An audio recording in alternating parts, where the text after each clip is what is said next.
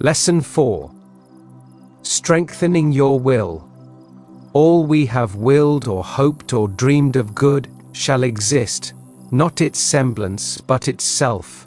No beauty, nor good, nor power whose voice has gone forth, but each survives for the melodist, when eternity affirms the conception of an hour. Browning. Sage. The importance of the will is so frequently misunderstood that I think we will consider its true nature and purpose for a while this morning. Almost everyone is conscious that willing is not imagining. What the function of the will is, for the most part, baffles and escapes our reasoning. Pupil. I understand that most schools of mental science teach that one should not try to use or even understand the will, because to make conscious use of willpower leads one astray. Sage. It is most important that you should have sufficient knowledge of your will not to misuse it, or to be led astray through lack of understanding its place and power. Pupil. It is a compelling creative power? Sage. Correctly speaking, the will is neither one. It is in no sense creative. There are times, however, when a strong will can compel certain external combinations. Pupil. If willpower can produce certain external results, why not use it to that end? Sage. Because I was not intended to be used in this way. Conditions brought into existence by mere force of will lack vitality. Consequently, the situations brought about by simple willpower disappear as soon as the will relaxes. Pupil. Do the things which are forced into being through the power of a strong will disappear simply because they lack vitality, or because the compelling power relinquishes its hold? Sage. Both, because of the lack of any real life in them, and because the energy of the will which supports them is withdrawn. Pupil. I have read a great deal about the function of the will.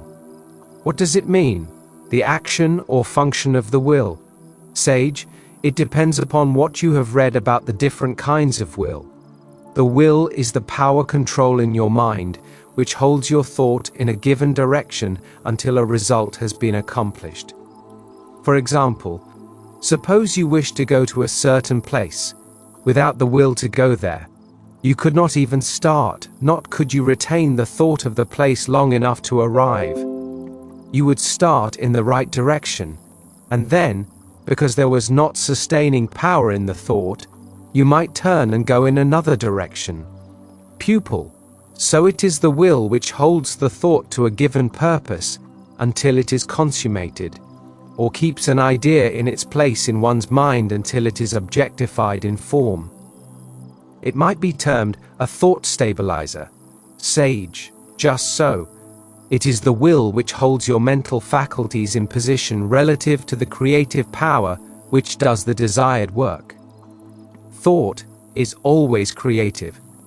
As I have explained in my book, The Edinburgh Lectures of Mental Science, page 84. If, using the word in its widest sense, we may say that the imagination is the creative function, we may call the will the centralizing principle, its function being to keep the imagination centered in the right direction. The will has much the same place in our mental machinery that the tool holder has in a power lathe. To my mind, this is the will. Pupil. It is a wonderfully clear statement. It means that success or failure is contingent upon but one thing, mental control, and the will is this controlling factor. Sage. The business of the will is always the same, that of keeping your mental faculties where they will do the work you intend them to do. Pupil. Suppose I were conducting a business, but my thoughts were more on an anticipated vacation than on my work. Naturally, my business would suffer. How could my will help me? Practice will exercises. Sage. The case you relate illustrates a weak will. You know that your thoughts should be kept on your business, but your will is too weak to do it. You should practice will exercises to strengthen your mental energies. These will help you to focus your attention on business or any desired activity. Pupil: if one concentrated his entire attention on business during business hours, would he be able to relax it later and enjoy his home and play? Sage: with a properly trained will, you can pick up a thought at choice, hold it until it has finished its work, let it go again, and then pick up another thought, repeating the process again and again if you choose. In short, you can work when you work and play when you play. Sage: on the contrary, the well-trained, developed will maintains any position you desire without any strain on the nervous system, and its use is never followed by a sense of fatigue.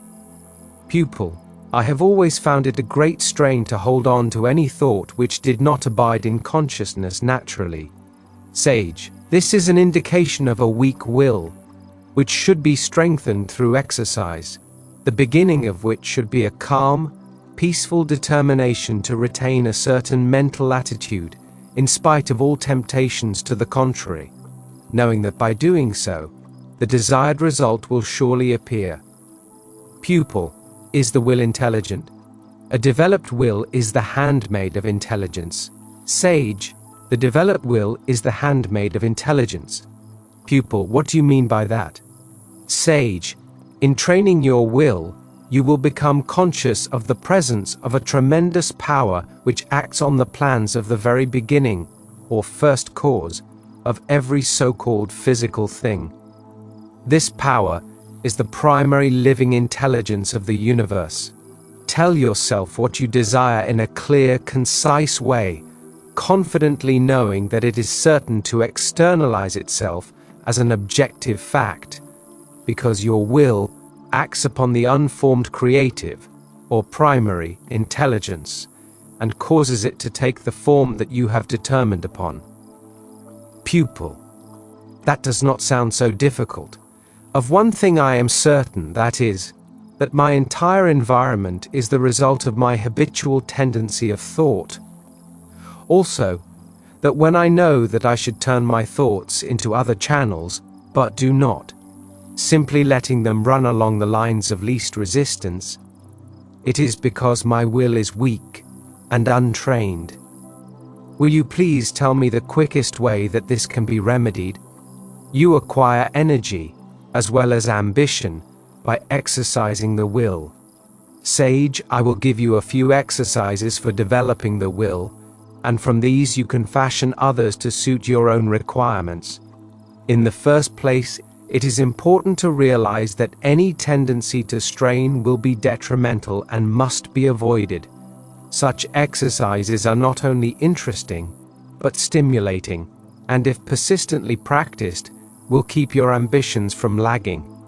They will give you new impulses, renewed energy, and determination to be and to something better and greater than anything in the past. Once you are fully conscious of the place and power of your will in the mental realm to keep the creative energy at work in formulating your desires, you will realize that it is very susceptible to training, and you will never again be content to live without its constant use, for it would be like living only half a life.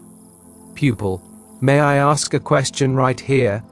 I am a fairly good pianist but dislike to begin my practice, and although I enjoy it once I have begun, to start is always a struggle.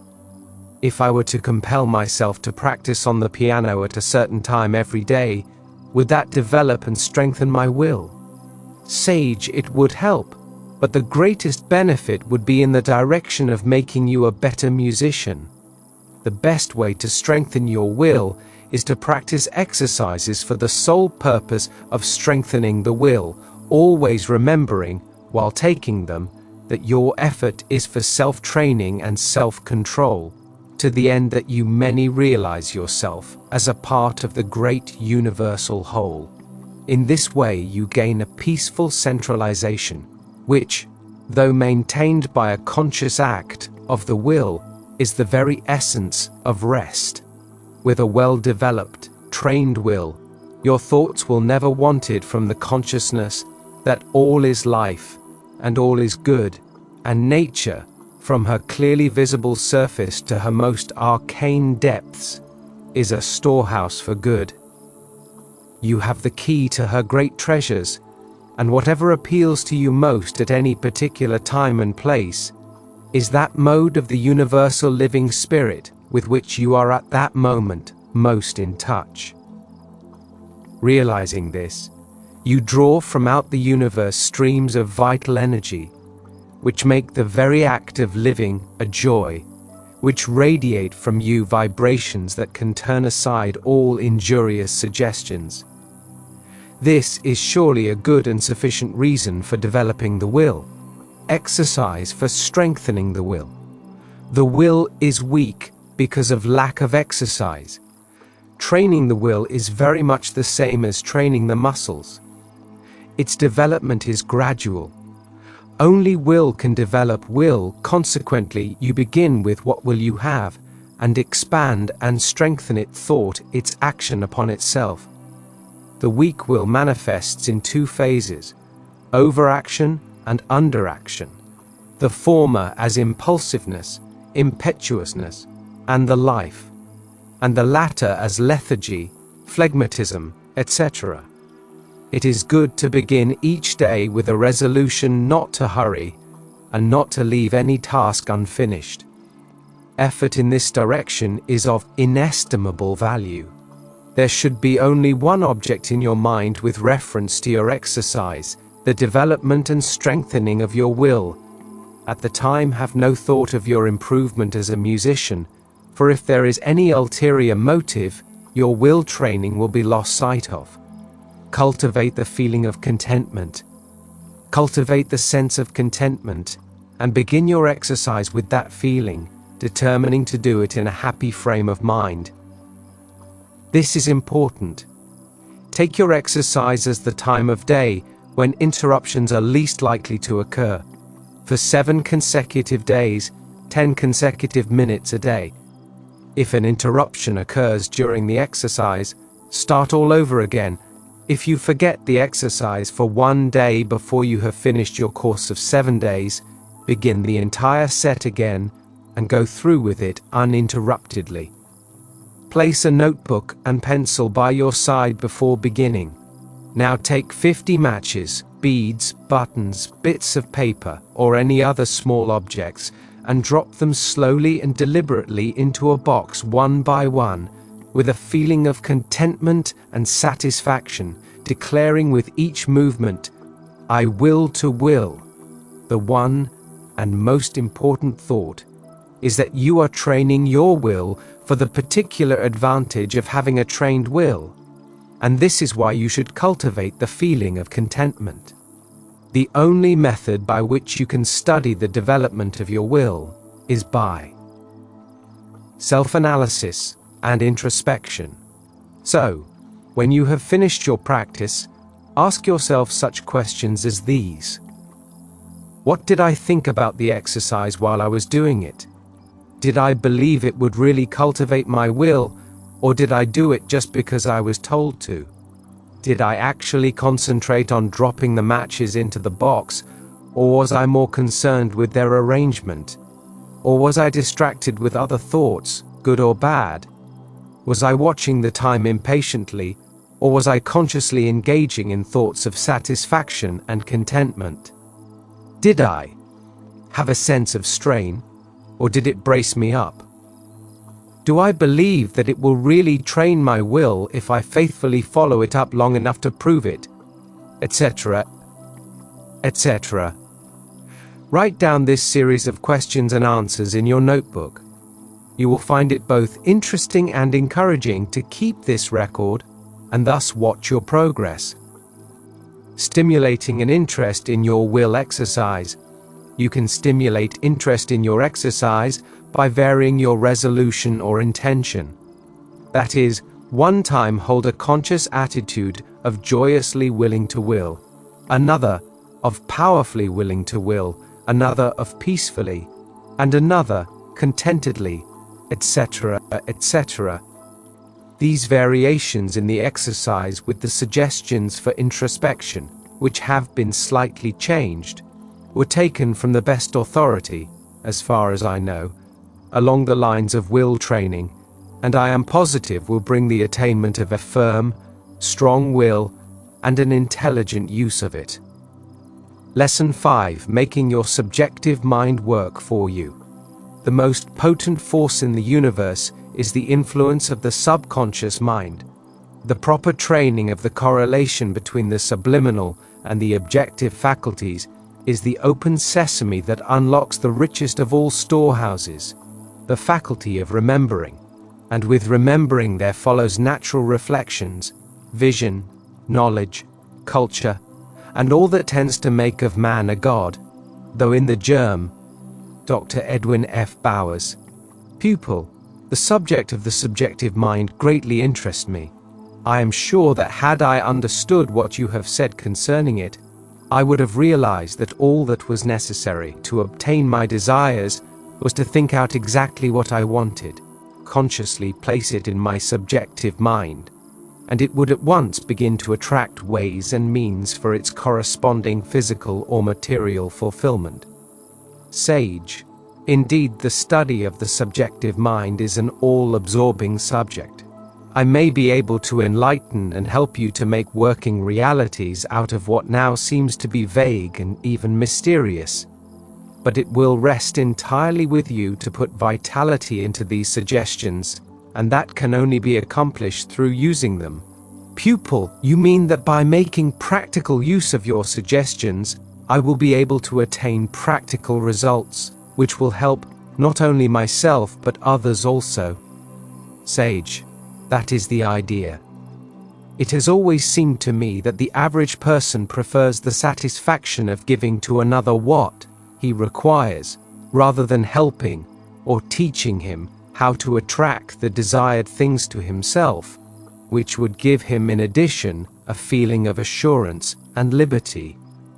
You would unquestionably enjoy giving to others, and the recipient would likewise enjoy receiving, but, as a rule, it tends to pauperize the spirit of independence.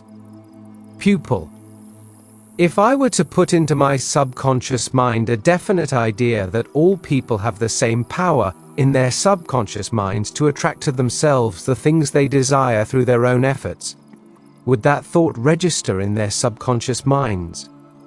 Sage. That would be the intelligent way of impersonally helping others to connect with their limitless supply. Pupil. You have told me before that there was a definite way of impressing the subconscious mind with a particular thought. Would you mind explaining this again? Get into the spirit of your desire. Sage. The process is quite different from that of retaining an idea in the so-called intellectual mind. It is necessary, above all else, to get into the spirit of your desire, and an effort to feel relaxed and confident will help you to do this. The spirit of a thing is that which is the source of its inherent movement. For example, if you wish to impress your subconscious mind with the sense of contentment, you must meditate on the quality of contentment. See how that affects you. If in response to your meditation you feel relaxed and confident, you may be sure that your subconscious mind has been impressed with that thought. This is getting into the spirit of contentment, not because of certain physical reasons, but because of your recognition of life's action in you in this specific direction. You have the whole of universal mind to draw from. There is no limit to the creative power of your subjective mind once you have impressed it with your intention. This example applies to everything great or small. Pupil. Since my subjective mind is a part of the universal mind, if I impress it with an idea or desire, does this impression pass automatically into the universal subjective mind? Sage. Your subjective mind is in essence the same as the universal subjective mind with which it is inseparably connected. It should be understood that your subjective mind receives its impressions from the objective mind and never from material things. It is therefore necessary to withdraw your thought from the material or physical thing you desire, and to mentally dwell upon the spiritual symbol of it, which is the inherent source of its formation. How to visualize and objectify the mental image. All this may seem somewhat involved to you, because it is the study of the intangible rather than the tangible, but it will unfold to you as we go on, and it will seem quite simple. All we know of the invisible is gained from what we see it do on the plane of the visible. Perhaps an illustration will give you a clearer idea of that interior part of your being, which is the support of all that which must naturally subsist in the universal here and the everlasting now. First, endeavor to realize yourself as pure spirit, the essential quality of which is good. Pure spirit is pure life, and naturally, the only thing it could desire is to manifest more and more life, without reference to the forms through which the manifestation takes place. Consequently, the purer your intention, the more readily it is placed in your subconscious mind, which instantly passes it into the universal mind. For example, if you want a house, a certain kind of a chair, a sum of money, or anything else, you should first ponder studiously on how the desired object originated. Meditating thus on the original spirit of the thing in question starts the creative power of your subjective mind, which is in touch with all the creative energy which exists operating in that specific direction. Suppose it is a house you desire. You will go back to the original concept of it. The idea of a house had its origin in a primary need for shelter, protection from the elements, and comfort. And out of these original desires there grew our present dwellings. So you proceed to build a house in your own consciousness first, thinking only harmonious, constructive thoughts regarding it.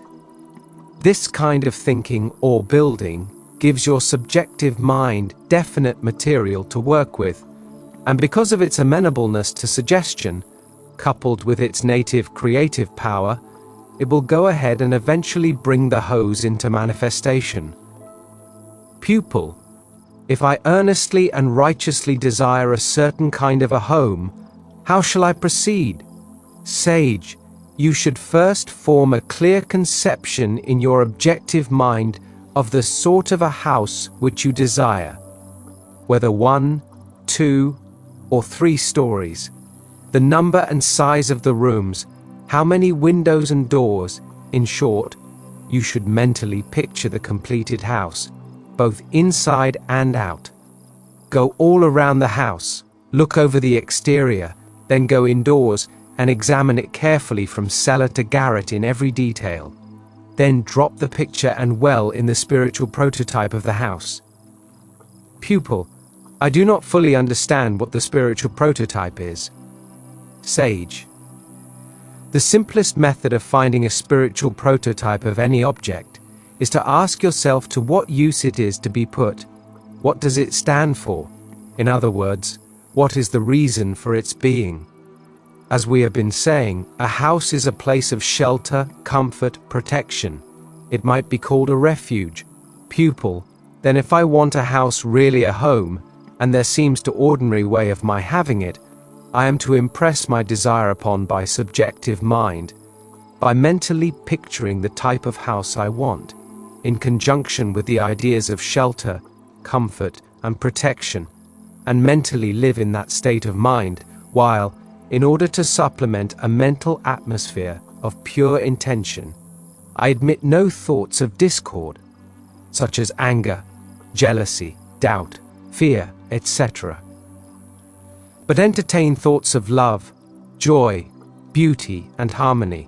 Would this not be literally living in my true mental abode? And could I not expect to see it objectified in a material home? What the house symbolizes?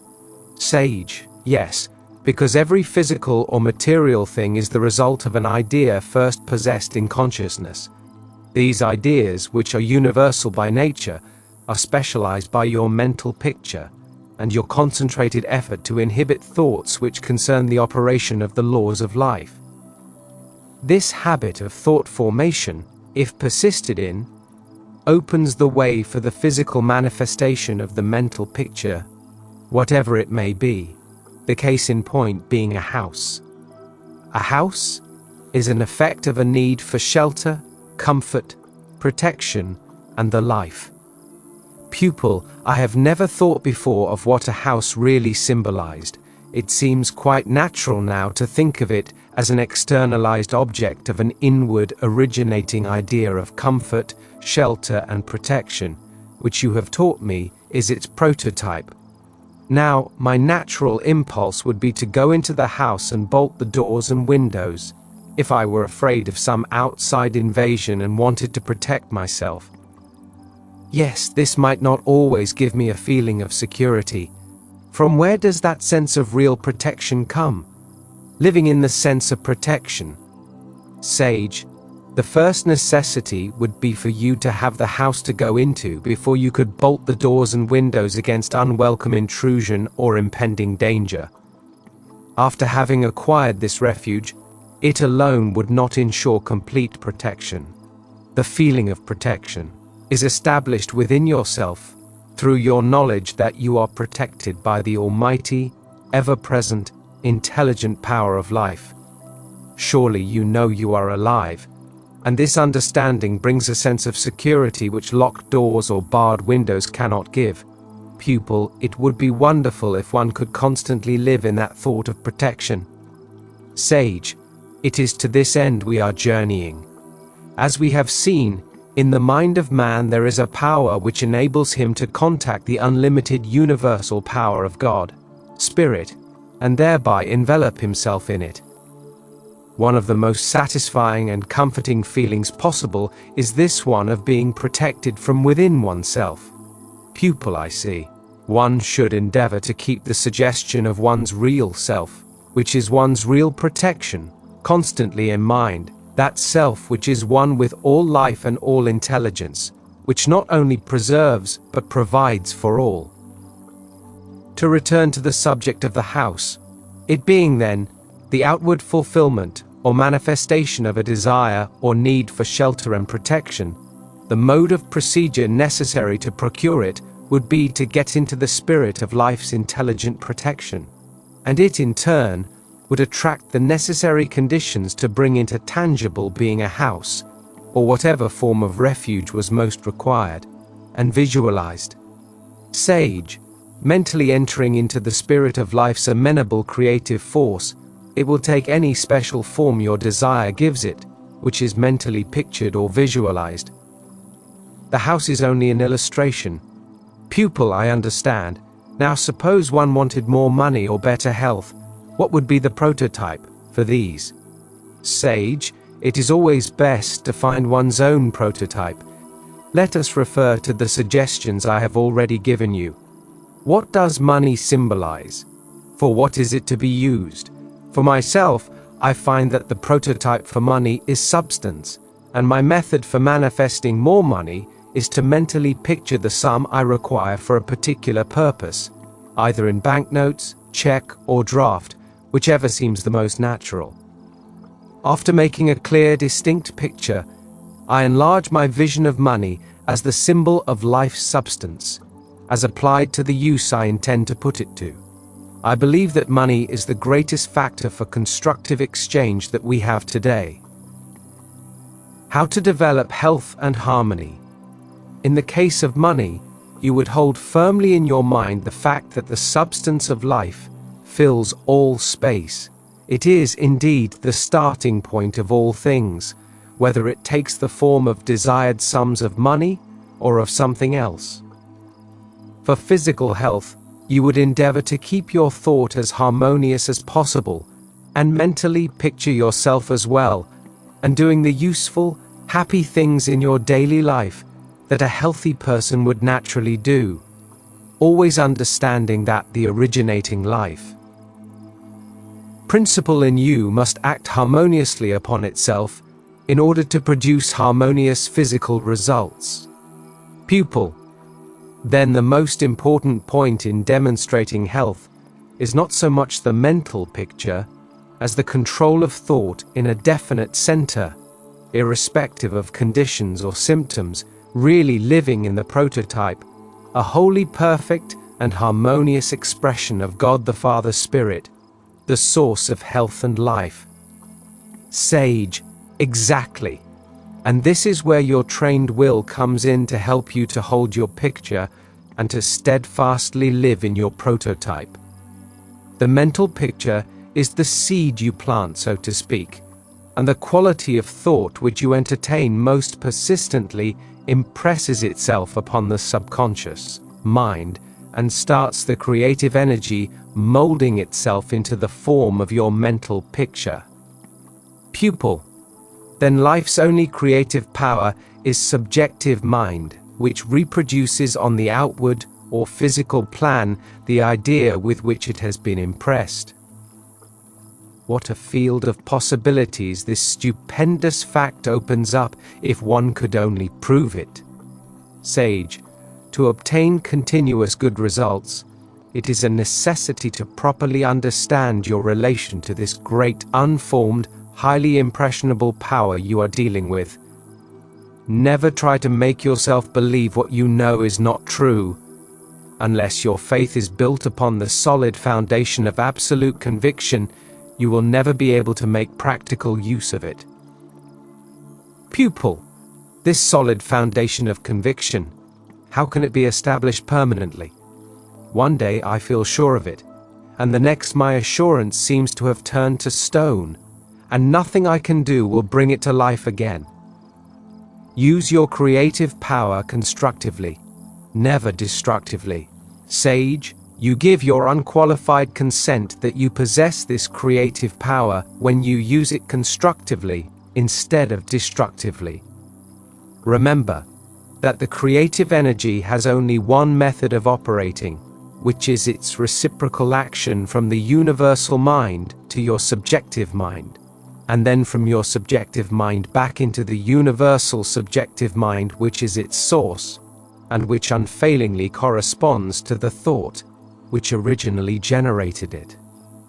Your greatest aim should be to irrevocably convince yourself that the originating spirit which brought the whole world into existence is the root of your individuality. Therefore, it is the ever ready to continue its creative action through you.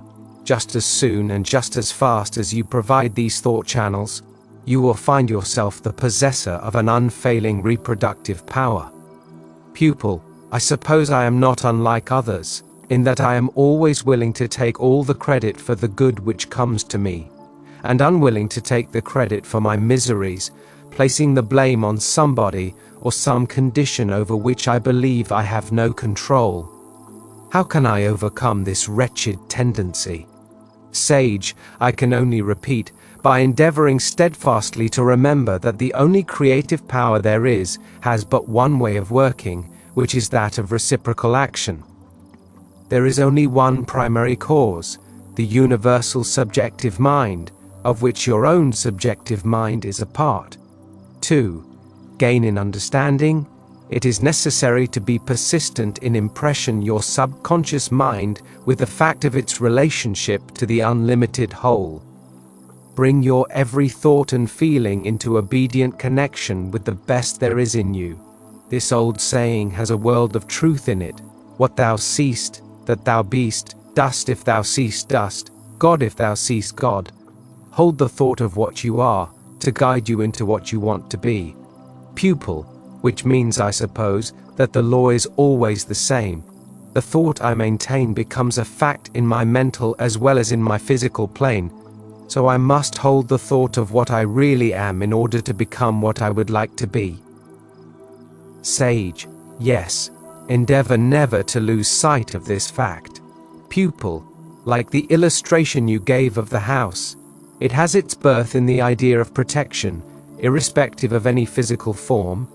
Sage, protection is an inherent quality of life, consequently it fills all space, ever ready to be called into any form of expression.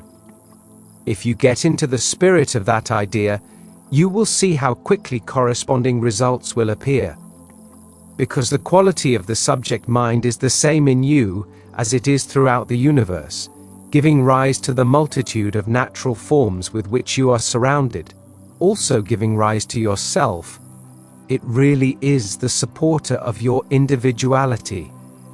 Your individual subjective mind is your part in the great whole, as I have declared before. The realization of this will enable you to produce physical results through the power of your own thought. Pupil, that reveals to me your meaning in the Edinburgh Lectures, page 33, where you say, one should regard his individual subjective mind as the organ of the absolute, and his objective mind as the organ of the relative. I will never forget that fact again. Cultivate the idea of protection. Sage, the idea in the absolute is the very beginning or nucleus of the thing, regardless of the form through which it expresses.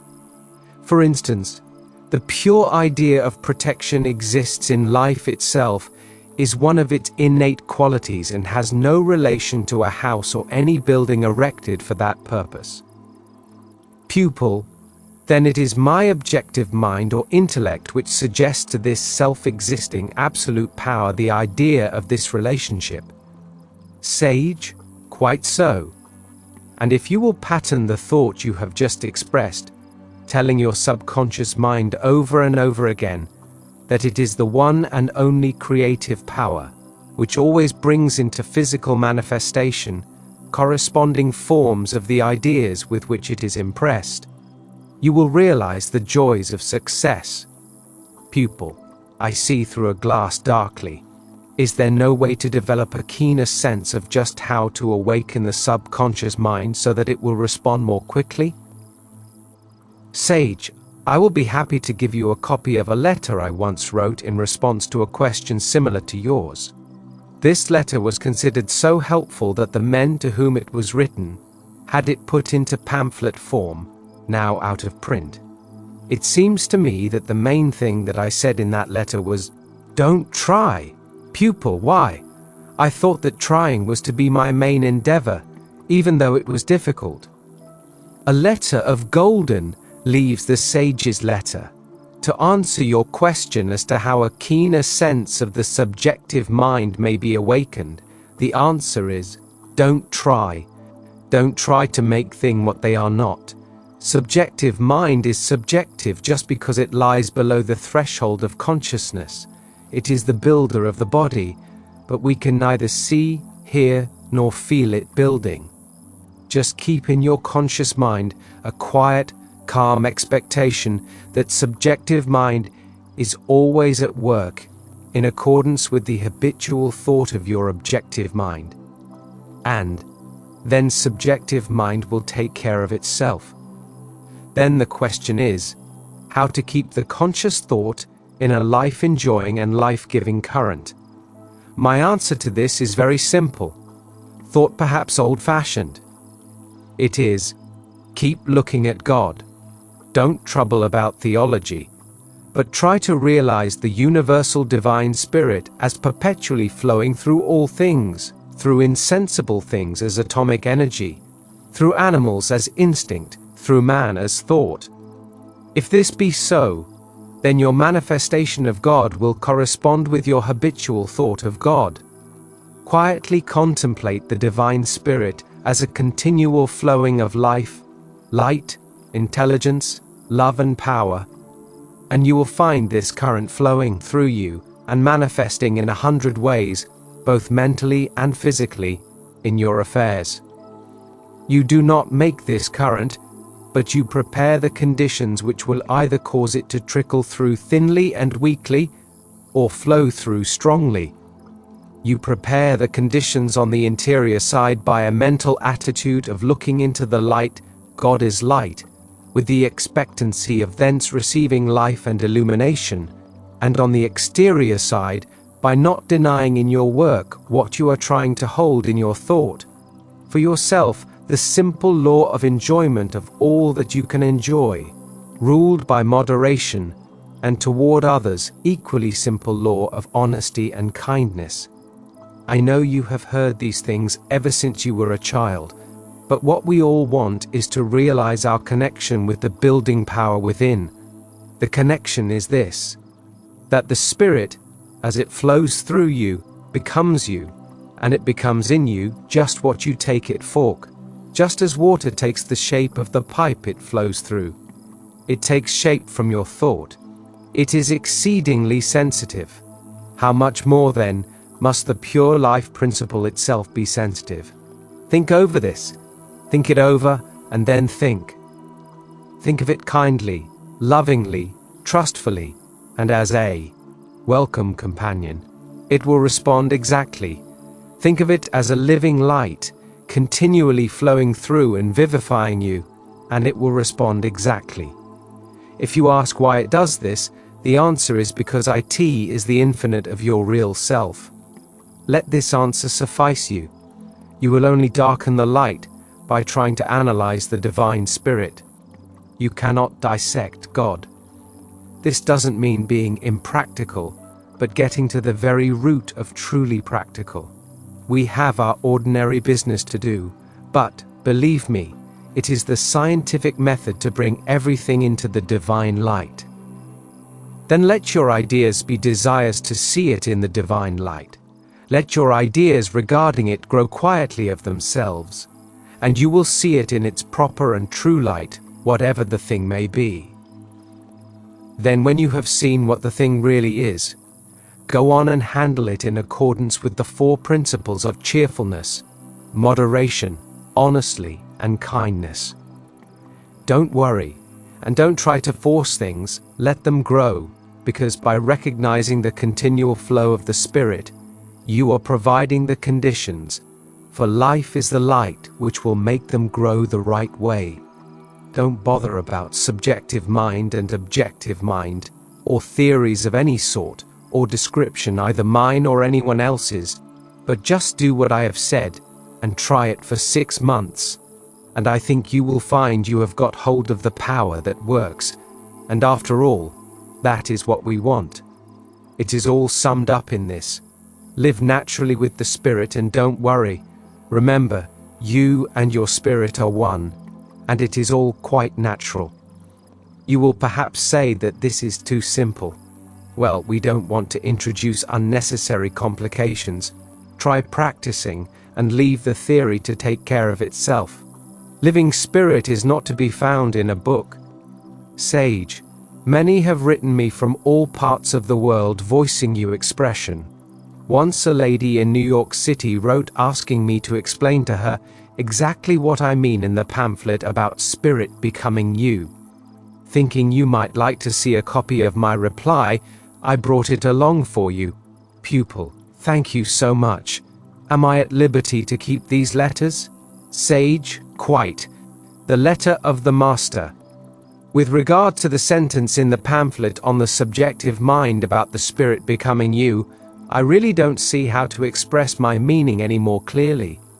What I mean is that in a cat it becomes a cat, and in a cabbage it becomes a cabbage, but in man, who is conscious, living intelligence, it becomes conscious, living intelligence. And if so, then since the Spirit is infinite, you can by prayer and meditation draw upon it for increased living intelligence. That is all depends on your mode of recognition of it. In the sentence you quote, "It is exceedingly sensitive," etc. I am not referring to the water, but the Spirit. I mean that if subconscious mind in ourselves is sensitive to suggestion, the creative principle is sensitive to suggestion. The creative principle from which it springs must be still more so, and take shape from your thought accordingly. But you must remember that the pamphlet was not written for publication. It was merely a private letter, and I was never consulted on the subject of publishing it. Or perhaps I should have worded it more carefully. Supply and demand is a very large subject, but eventually you will always have to come back to the teaching of Jesus. Ask, and ye shall receive. We may write volumes on the subject, but in the end it always comes to this, and we have gained nothing by going a long way around. I am coming more and more to see that the teaching of Jesus is the final embodiment of all that writers on those subjects are trying to teach. In the end, we have to drop all our paraphernalia of argument and come back to his statement of the working method. All the Bible premises are based on the divine knowledge of your mental constitution, and by simple reliance on it, we therefore afford centers through which the creative power of the universe can act in correspondence with our recognition of it. According to your faith, so be it unto you. Our faith is our real thought. If our real thought is expectation of disease and poverty, and so open the door to it, the whole purpose of the Bible is to direct our thought, which is our faith, in the right way, instead of leaving us to form it invertedly. Therefore, as the basis for our faith, the Bible gives us promises. Pin your faith to the promises, and you need not bother your brains to argue about it. The more you argue, the more you will pin your faith to your own argument and your understanding of the law, and as a logical sequence, you make the fulfillment of your desire depend on your correct arguing and exact knowledge, so that the result is you are depending entirely upon yourself, and so you are no farada and are just simply where you were. On the other hand, by simply believing the divine promises, you transfer the whole operation to the divine spirit, your subjective mind, and so you have a good ground of expectation, and by your mental receptive attitude you become a fellow worker with God. You allow the all-creating spirit to work in, for, and through you. This is the conception of St. Paul always had in his epistles, in all of them showing the weakness of relying on law, and the strength of faith in promises. This also, I think, was Jesus' meaning when he said, "Blessed is he that hath not seen and yet hath believed." Well, I hope that these few remarks will be useful to you, but I am wondering how this point of view will appeal to an American audience, and that is another reason why I am rather doubtful about coming over. The more I think of this subject, the less I see in trying to make supply, health, and all the usual new thought topics the subject of a set of mechanical rules like the rules of arithmetic. It throws the burden back on yourself, while your whole object is to get rid of it. It is the old temptation of Eden over again. The tree of knowledge, reliance on our own acquisition of knowledge, on the tree of life, reliance of God's own nature and his desire for expression in us and through us, which is the meaning of all the promises. The former looks clever but isn't. The latter looks childish but is the fulfillment of all law, and is life. If you see things in this light, which I am sure is the true one, the model you will have to take for the school of the builders is, the stone which the builders rejected has become the head of the corner. The reference is to the Great Pyramid and the topmost stone, also to our crowning stone in Westminster Abbey, and of course it refers superlatively to Christ. But properly instructed builders do not reject this stone. On the contrary, they recognize it as both the foundation and the apex of the building of the temple. You remember how St. Paul calls himself a wise master builder.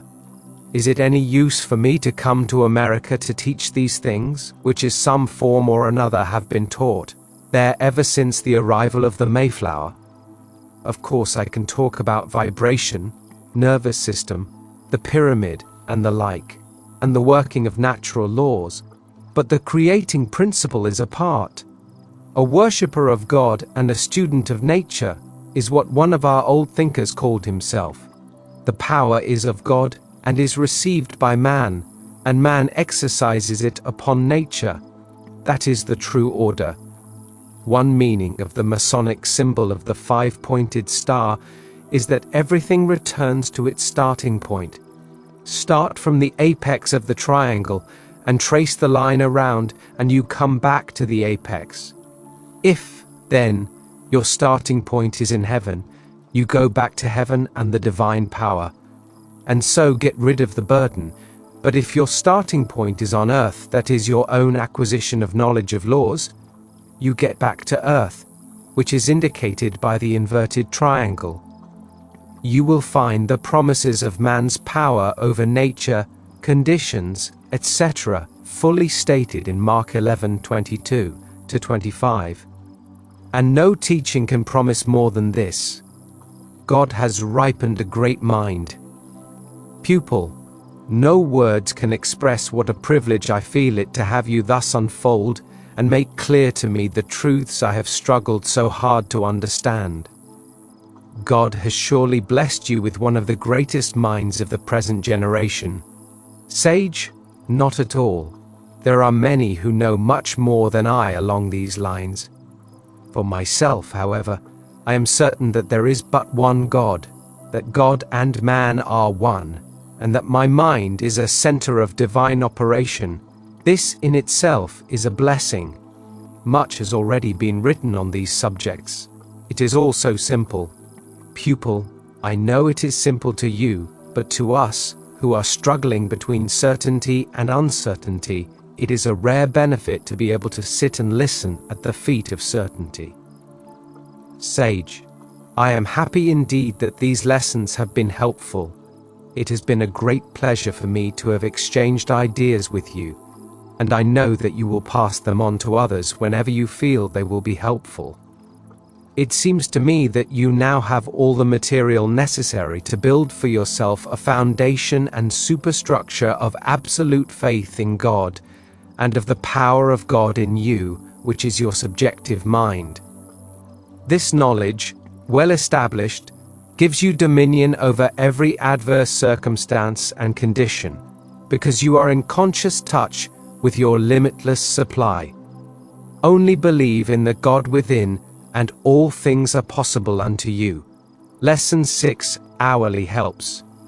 Sage, I want in this lesson to give you, in the most practical form, the means whereby you may meet the disquieting things of life, the things which wear soul, spirit, and body almost to the snapping point. I want you to take these admonitions and instructions into your most intimate life, and keep them bright and shining by daily use.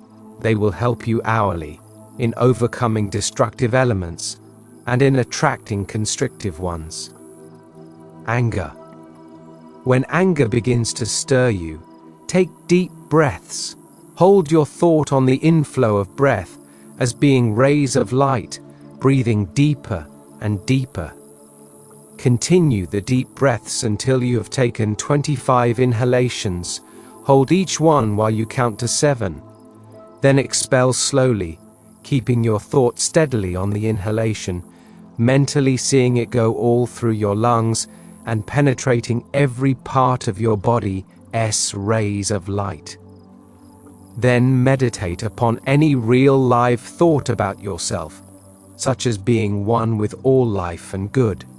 A little practice in this way will soon relieve you of the tendency to anger. Anxiety. When conditions are not to your liking, and you find yourself thinking more and more about how unhappy you are because of them, stay out of doors in the open all you possibly can. Endeavor to walk at least 2 miles every day, breathing deeply of the fresh air with this thought: I am breathing in the life, the love, and the power of the universe right now. Do not permit your thought to slip back into the old groove. Fill your mind with this declaration about yourself. You have been given dominion over every adverse condition through your power of thought. Persist in your steady recognition of this fact. Tell yourself over and over again that all is well right now in your thought and feeling. Consequently, outside conditions must and will correspond. Disease. If your body is the expression of thought, then disease must be the result of a belief that your body is subject to disease. Tell yourself many times a day that all physical disease is the result of discordant thoughts, And when you have actually accepted this statement as a truth, you will be careful to entertain only healthy, harmonious thoughts for yourself or another.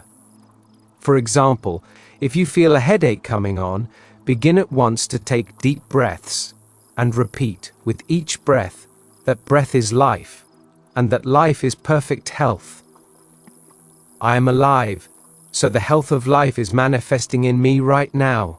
Disappointment, this subtle destructive power, should be shut out at all times by the recognition of your direct contact with all the joy there is, because you are one with its source, universal good. If the joyous life does not express itself through the exact channels which you expect, know that it will do so through others.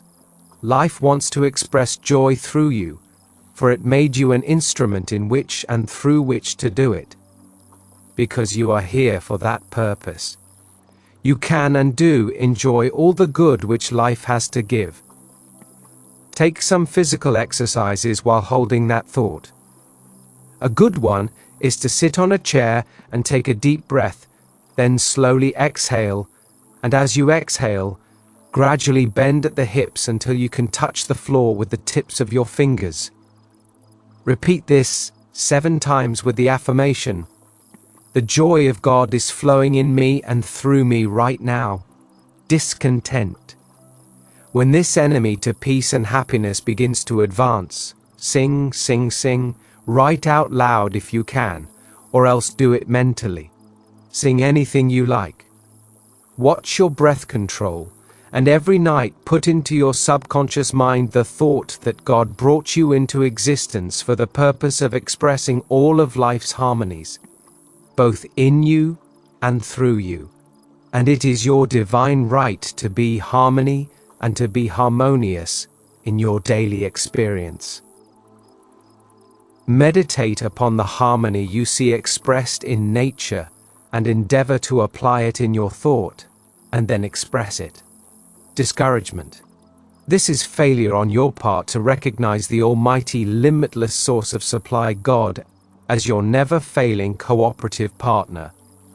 When you are assailed with the thought of discouragement, immediately ask yourself, what kind of a power was it that brought me into existence, and for what purpose?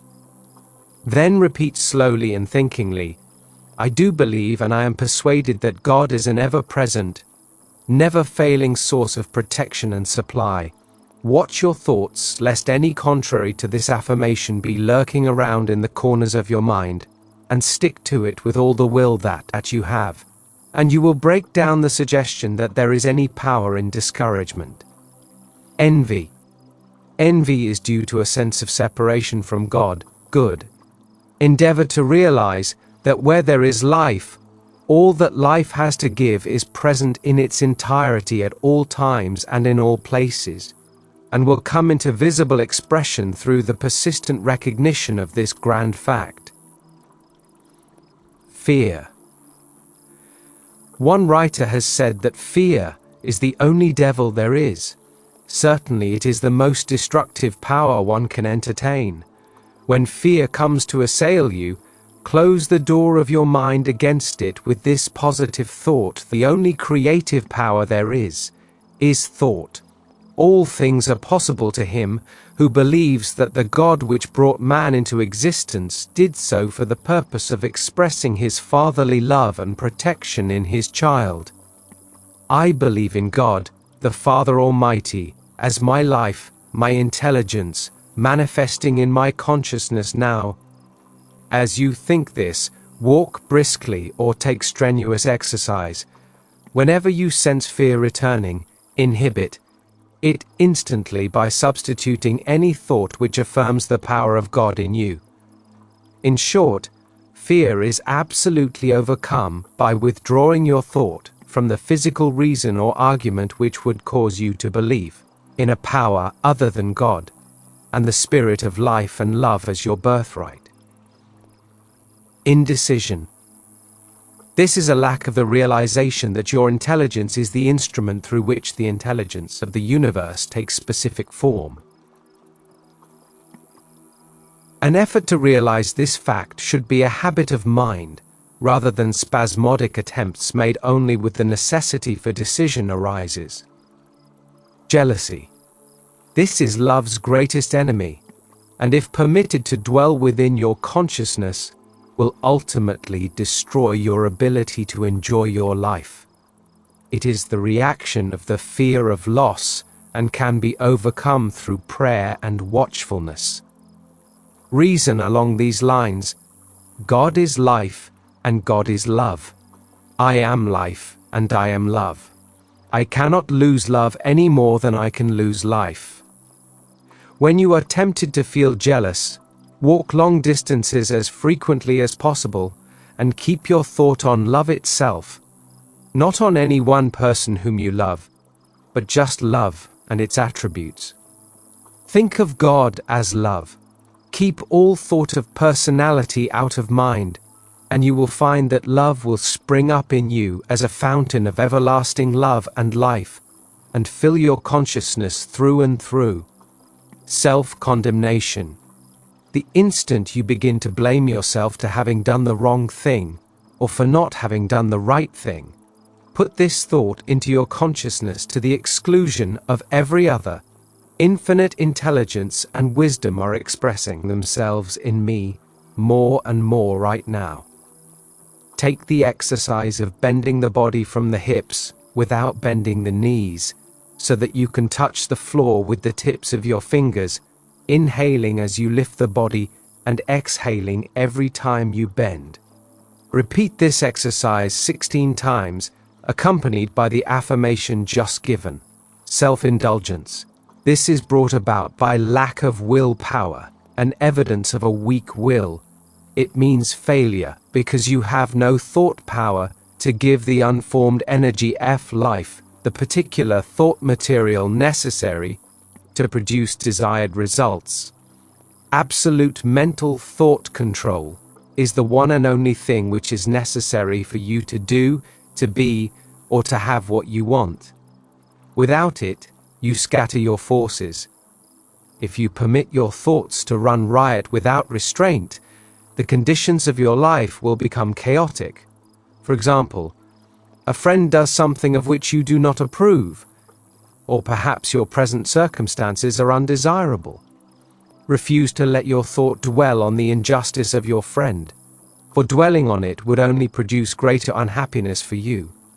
Control your thought and do not think of your friend in this connection. Instead, consider the many fine attributes of friendship, and this will restore harmony. Do the same in regard to your unpleasant circumstances. Don't picture them mentally and say to yourself, "How dreadful they are," but repeat the glorious truth which I have previously referred to: my mind is a center of divine operation, etc., and divine operation is always for greater advancement and better things. You will experience this if you cling faithfully to this line of reasoning. Sensitiveness.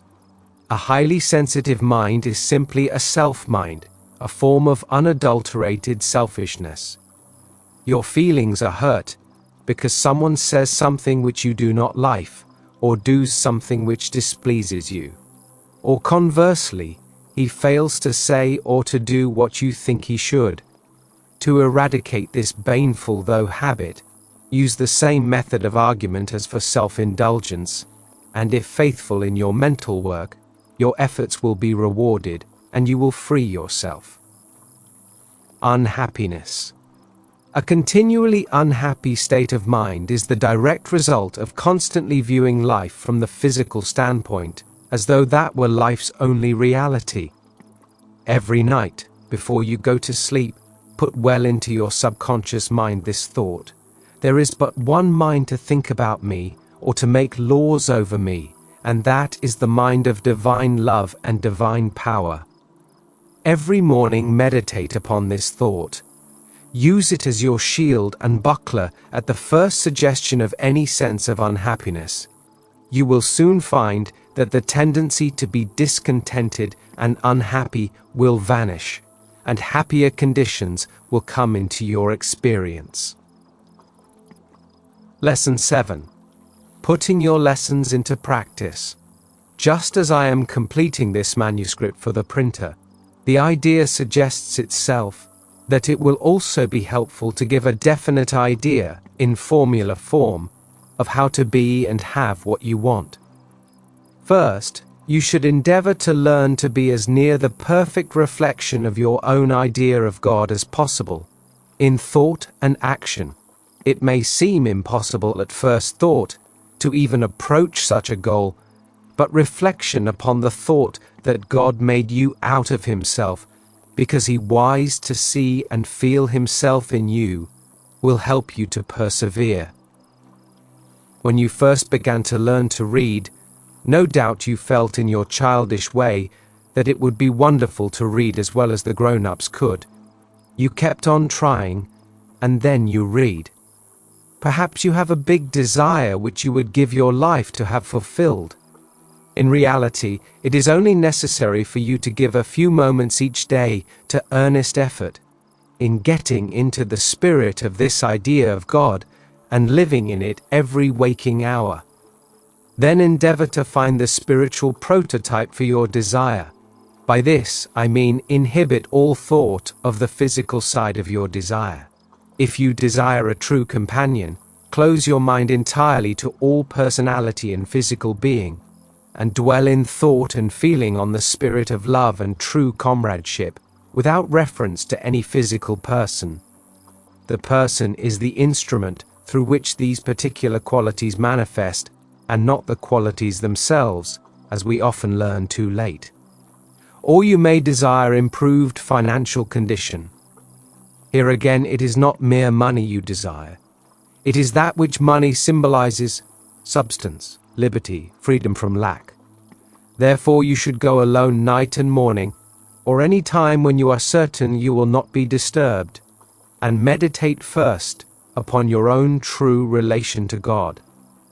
After your feeling has been stimulated to the point of certainty, then meditate upon the ever-present, never-failing substance and freedom of God. Try not to lose sight of the fact that the greatest magnet for acquiring money is ideas. There is every reason that you should capture one of these big money ideas, if you will persistently follow the suggestions given. If you do this, you will not only capture the idea, but also the courage to put the idea into practical application. This courage, put to positive uses, will bring you to the goal of your desire: substance, love, friends, health, happiness, and the peace that passeth all understanding. May all these come to you in richest measure.